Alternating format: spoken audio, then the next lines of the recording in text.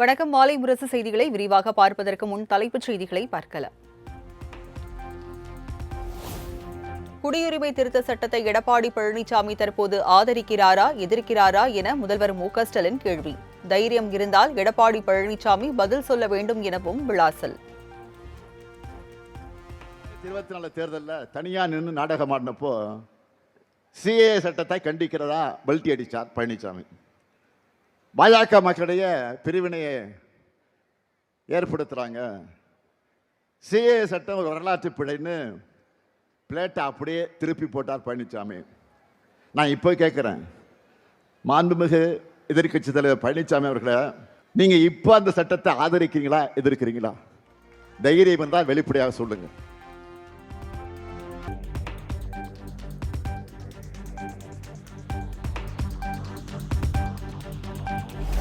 Madurai NDA மாநாட்டில் பாஜக பெரியார் படத்தை அகற்றியதை வேடிக்கை பார்த்தவர் எடப்பாடி பழனிசாமி என முதல்வர் மு.க.ஸ்டாலின் விமர்சனம். மக்கள் திலகம் எம்ஜிஆர், ஜெயலலிதா இருந்திருந்தால் இதனை பார்த்துக் கொண்டிருப்பார்களா எனவும் சரமாரி கேள்வி. மதுரையில் நடைபெற்ற கூட்டத்தினுடைய நுழைவு வாயில் தந்தை பெரியார் படத்தை வைக்கக்கூடாதுன்னு பாஜக சொன்னதும் சுயமரியாதை இல்லாமல் அதை எடுக்க துணிந்தவர் தான் பழனிசாமி.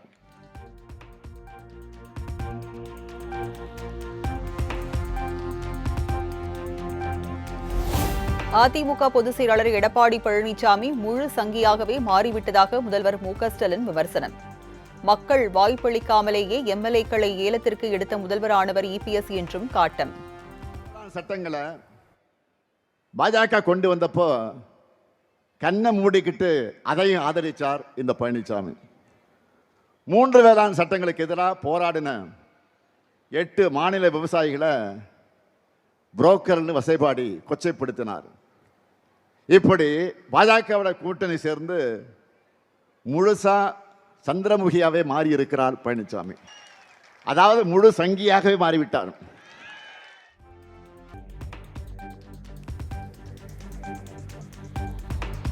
என்டிஏ ஆட்சிக்கு வந்தால் தமிழ்நாட்டின் பெயரை தட்சிண பிரதேசம் என்றே மாற்றி விடுவார்கள் என முதல்வர் மு.க.ஸ்டாலின் பகிரங்க குற்றச்சாட்டு.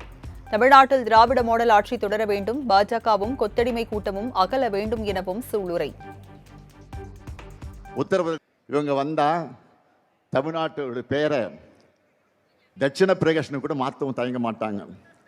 இதை தடுக்கணும்னா ஒட்டுமொத்த தமிழ்நாடும் பாஜக அதிமுக கூட்டணிக்கு எதிராக ஓரணியில் இணையணும். நம்முடைய எதிரிகளை பாஜக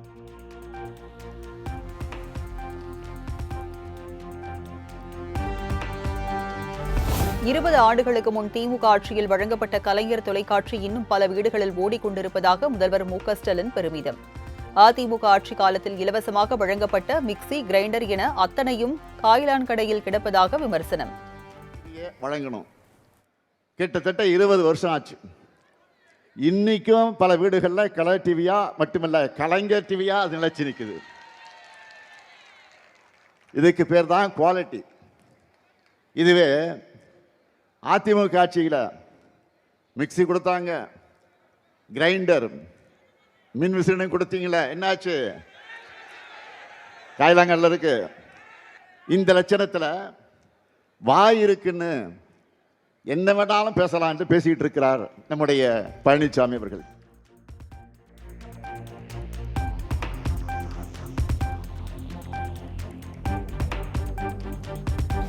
தங்களுக்கு பிடித்தமான பொருட்களை இல்லத்தரசிகள் விருப்பம் போல் வாங்கிக் கொள்ளும் வகையில் 8000 ரூபாய்க்கு கூப்பன் வழங்க உள்ளதாக முதல்வர் மு.க.ஸ்டாலின் விளக்கம். வயிற்றெரிச்சல் காரணமாக எடப்பாடி பழனிசாமி இந்த திட்டத்தை ஊழல் திட்டம் என விமர்சிப்பதாகவும் காட்டம். மக்களுக்கு நேரடியான 8000 ரூபாய்க்கான கூப்பனை தரப்போறோம். நம்முடைய இல்லத்தரசி திட்டத்தை பார்த்து இன்றைக்கு வயிறு எரிஞ்சு அது ஊழலுக்கான திட்டம்னு சொல்றார். யாரு? பழனிசாமி சொல்றாரு. எந்த பழனிசாமி? சம்பந்திக்கு கான்ட்ராக்ட் கொடுக்கிறதுக்காகவே ஆட்சியை நடத்தின பழனிசாமி.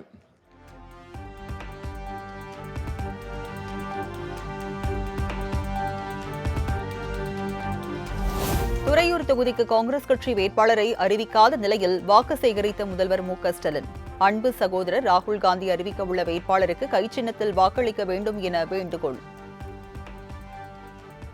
துறையூர் சட்டமன்ற தொகுதியில் நமது வெல்லும் வேட்பாளர் காங்கிரஸ் கட்சியைச் சார்ந்த நம்முடைய ராகுல் காந்தி அறிவிக்கிற வேட்பாளருக்கு கை சின்னத்தில் மிகப்பெரிய வெற்றி தேடித்தரணும்னு கேட்டு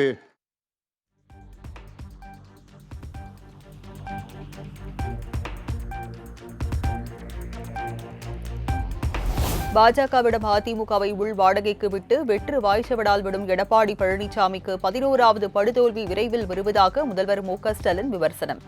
இப்போது மட்டுமல்ல, எப்போதுமே திருச்சி பக்கம்தான் என்றும் நம்பிக்கை.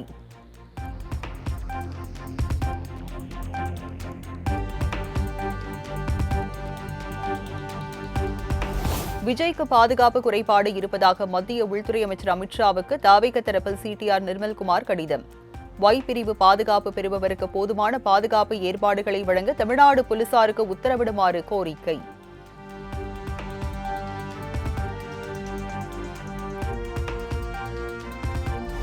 கொளத்தூர் தாவேக பிரச்சாரத்தில் உண்டான சலசலப்பு, ஐனாபுரம் பொதுக்கூட்டத்தில் கண்ணாடி பாட்டில் வீசப்பட்ட சம்பவத்தின் எதிரொலி. போதிய பாதுகாப்பு வழங்க கோரி தலைமை செயலகத்தில் தலைமை தேர்தல் அதிகாரி அர்ச்சனா பட்நாயக்கை சந்தித்து என். ஆனந்த், ஆதவ் அர்ஜுனா நேரில் புகார் மனு.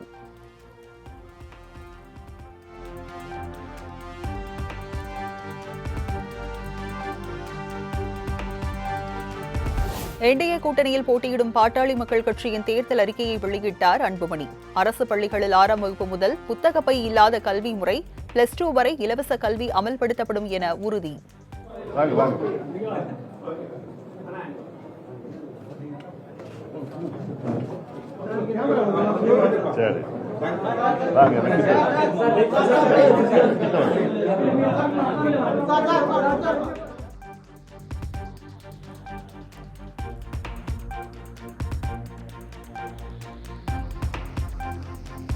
அதிமுகவின் தலைவியை ஊழல் குற்றச்சாட்டில் சிறைக்கு சென்றவர் என சீமான் விமர்சனம். திரை கவர்ச்சியா, இன எழுச்சியா என மக்கள் தேர்வு செய்ய வேண்டும் எனவும் சீமான் வேண்டுகோள். இப்போது அந்த ஊழல் குற்றம் சாட்டப்பட்ட அதிமுக ஊழலற்ற கட்சியாக மாறிவிட்டதா? தலைவியே ஊழல் குற்றச்சாட்டுல சிறையில் இருந்தபோது எப்படி அந்த கட்சி ஊழலற்ற கட்சியாக மாறிவிட்டது? இப்போதுக்கு கூட்டணி வைத்தீர்கள். ஒரு பக்கம் திரை கவர்ச்சி, ஒரு பக்கம் இன எழுச்சி, ஒரு பக்கம் ஊழல் லஞ்சம், ஒரு பக்கம் உண்மை நேர்மை, ஒரு பக்கம் பிரச்சனைகள் எல்லாம் தந்தவர்கள், ஒரு பக்கம் பிரச்சனையை தீர்க்க வேண்டும் என்று வந்த அவர்கள் பிள்ளைகள். இதில் எந்த பக்கம் நிற்க வேண்டும் என்பதை என் அன்பு சொந்தங்கள், அறிவார்ந்த பெருமக்கள், என் உயிர்க்கினிய தம்பிதங்கள் ஆழ்ந்து யோசித்து அறிந்து முடிவெடுப்பார்கள் இந்த தேர்தலில்.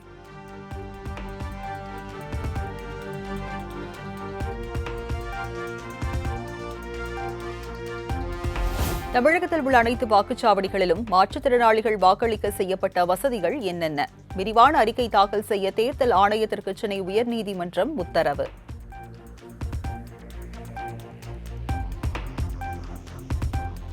புதுச்சேரியில் தமிழக வெற்றிக் கழகம் சார்பில் 23 இடங்களில் பிரச்சாரத்திற்கு அனுமதி கோரிய நிலையில் 4 இடங்களில் மட்டுமே அனுமதி வழங்கிய தேர்தல் ஆணையம்.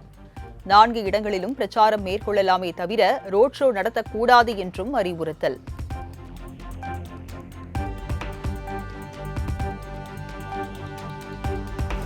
சென்னையில் காங்கிரஸ் தலைமை அலுவலகமான சத்தியமூர்த்தி பவனில் காங்கிரஸ் சேவா தொண்டர்கள் தீக்குளிக்க முயற்சி.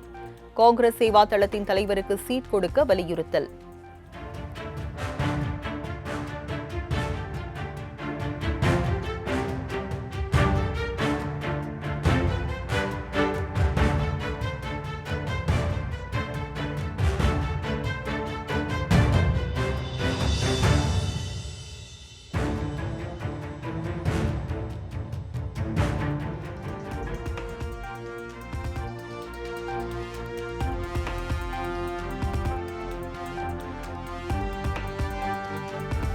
அடுத்த 5 ஆண்டு காலத்தில் மக்களுக்கு அனைத்தையும் நிறைவாக செய்து விடுவேன், என்னை விட்டுவிடுங்கள் என காட்பாடி தொகுதி வேட்பாளர் துரைமுருகன் பேச்சு. நானே விடை பெறுவேனே தவிர அடுத்த முறை தேர்தலில் நிற்க மாட்டேன் என்றும் உருக்கம். இந்த தொகுதியில் இன்னும் செய்ய வேண்டிய வேலைகள் நிறைய இருக்கிறது. இந்த 5 ஆண்டு காலம் நிறைவாக எல்லாவற்றையும் செய்துவிட்டு நானே உங்களிடத்திலிருந்து என்னை விட்டுவிடுங்கள் என்று விடைபெறுவேனே தவிர மீண்டும் நிற்க மாட்டேன். ஆகையினால் உங்கள் அனைவரையும் நான் இந்த முறை இதுவரையில் எப்பொழுது நான் அப்படி பேசியது கிடையாது. இன்றைக்கு நான் நிமிர்ந்து பேசியவன், ஆனால் இன்றைக்கு வணங்கி பேசுகிறேன். எல்லோருக்கும் என்னுடைய வணக்கத்தை தெரிவிக்கிறேன், வாழ்த்து தெரிவிக்கிறேன்.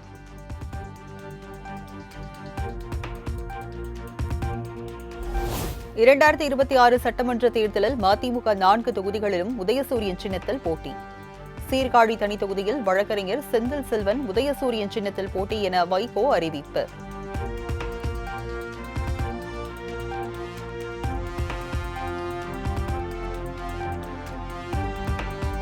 இரண்டாயிரத்தி 26 சட்டமன்ற தேர்தலில் போட்டியிடும் தமிழக வாழ்வுரிமை கட்சிக்கு கேமரா சின்னம் ஒதுக்கியது தேர்தல் ஆணையம். திமுக கூட்டணியில் இருந்து விலகிய தமிழக வாழ்வுரிமை கட்சி 234 தொகுதிகளிலும் தனித்து களம் இறங்குகிறது.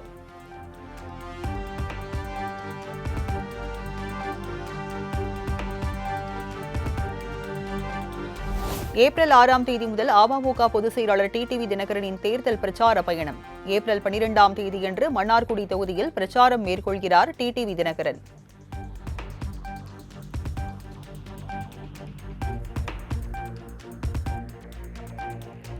முன்னாள் முதல்வர் ஓ பன்னீர்செல்வத்தின் ஆதரவாளரும் உசிலம்பட்டி முன்னாள் எம்எல்ஏயுமான ஐயப்பன் திமுகவில் இருந்து விலகல் என தகவல்.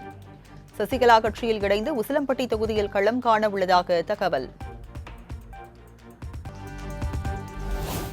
மதுரை மத்திய தொகுதியில் தாவேகா போட்டியிட்டாலும் உதயசூரியன் இரட்டை இலை இடையேதான் போட்டி என சுந்தர் சி திட்டவட்டம். விஜயை விமர்சிக்க நான் தயாராக இல்லை எனவும் விளக்கம். விஜய் சார் மதிப்புரிய விஜய் சார் என் மேலே பெரும் மதிப்பும் அன்பும் கொண்டவர். அதே மாதிரி நான் அதே மாதிரி தான்.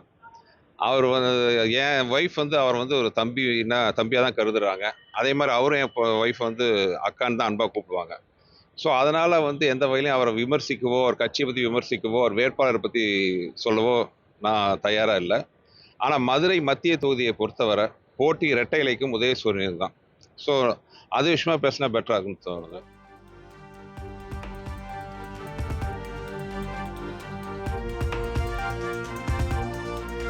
புதுச்சேரி சட்டமன்ற தேர்தலையொட்டி தபால் வாக்குகளை செலுத்திய காவலர்கள் காலை 8 மணி முதல் மாலை 6 மணி வரை வாக்குப்பதிவு நடைபெறும் நிலையில் மாற்றுத்திறனாளிகள் மற்றும் 85 வயதுக்கு மேற்பட்ட மூத்த குடிமக்கள் ஆர்வமுடன் வாக்களிப்பு.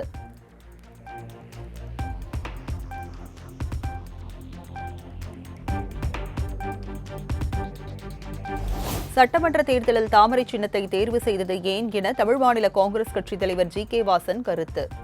தேர்தல் ஆணையத்திற்கென சில கோட்பாடுகள் உள்ளது. அந்த கோட்பாடுகள் இல்லாததால் இந்தியாவிலேயே பிரபலமான சின்னமான தாமரை சின்னத்தை தேர்வு செய்ததாக விளக்கம். நான் கூற வேண்டிய அவசியம், எங்களது சின்னம் சைக்கிள் சின்னம், அதில் மாற்று கருத்து கிடையாது. மத்தியில் பாரதிய ஜனதா கட்சியோடு கூட்டணியில் இருக்கிறோம்.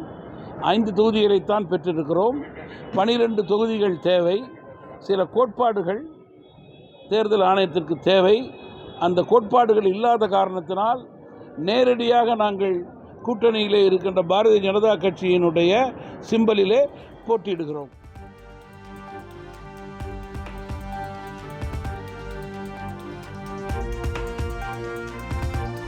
திருப்பூரில் அதிமுக வேட்பாளர் அறிமுக கூட்டத்தில் பயன்படுத்தப்பட்ட விசிலை பிடுங்கி வீசிய அதிமுக நிர்வாகி. தாவேகாவின் சின்னமான விசிலை அதிமுக நிர்வாகி பிடுங்கி வீசியதால் சலசலப்பு.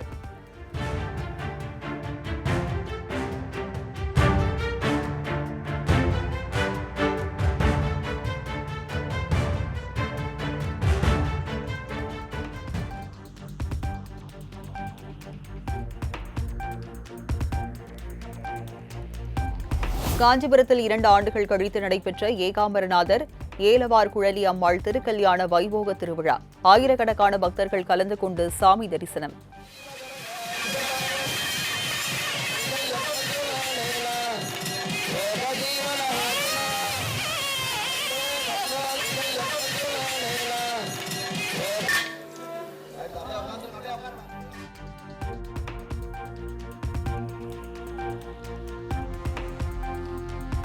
பங்குனி உத்தர திருவிழாவையொட்டி முருகனின் அறுபடை தலங்களான திருச்செந்தூர் மற்றும் பழனி கோவிலில் குவிந்த லட்சக்கணக்கான பக்தர்கள்.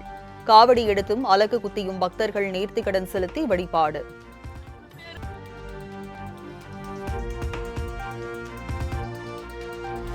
சென்னையில் ஆபரண தங்கத்தின் விலை சவரனுக்கு 3040 ரூபாய் உயர்ந்து 1 சவரன் 1,12,400 ரூபாய்க்கு விற்பனை. கிராம் ஒன்றுக்கு 380 ரூபாய் உயர்ந்து 1 கிராம் 14,050 ரூபாய்க்கு விற்பனை.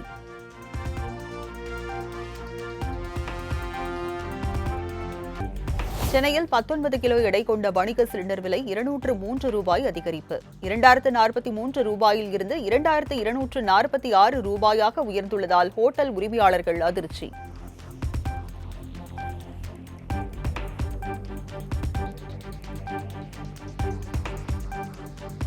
தமிழ்நாட்டில் உள்ள 66 சுங்கச்சாவடிகளில் நள்ளிரவு முதல் அமலுக்கு வந்தது கட்டண உயர்வு. 5 ரூபாய் முதல் 100 ரூபாய் வரை வாகனங்களுக்கான கட்டணம் உயர்ந்துள்ளதால் வாகன ஓட்டிகள் கடும் அதிர்ச்சி.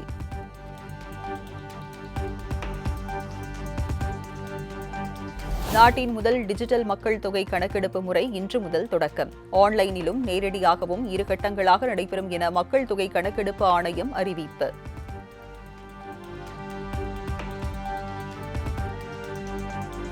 நாடு முழுவதும் புதிய வருமான வரி சட்டம் இன்று முதல் அமல். எளிமையான முறையில் படிவங்கள் மாற்றியமைக்கப்பட்டுள்ளதாக மத்திய நேரடி வரிகள் வாரியம் தகவல்.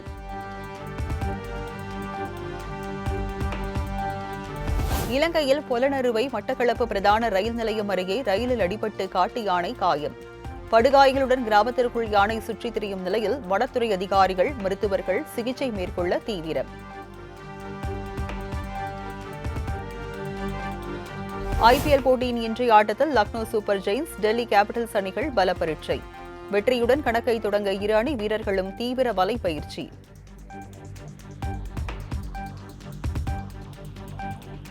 திரைப்படங்களுக்கு தமிழ் மொழியில் மட்டுமே பெயர் வைத்திருந்தால் நன்றாக இருக்கும் என நடிகரும் இசையமைப்பாளருமான ஜிவி பிரகாஷ் பேச்சு.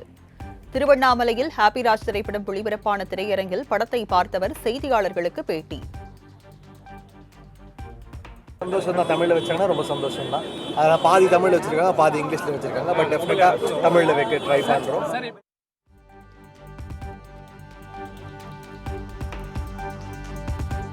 பஞ்சாப் மாநிலம் அமிர்தசரஸ் பகுதியில் அமைந்துள்ள பொற்கோயிலில் நடிகை பிரியங்கா சோப்ரா வழிபாடு. சாமி தரிசனத்தை தொடர்ந்து கோயிலில் சக பக்தர்களுடன் சேர்ந்து பாத்திரங்களை கழுவி சேவை செய்த பிரியங்கா.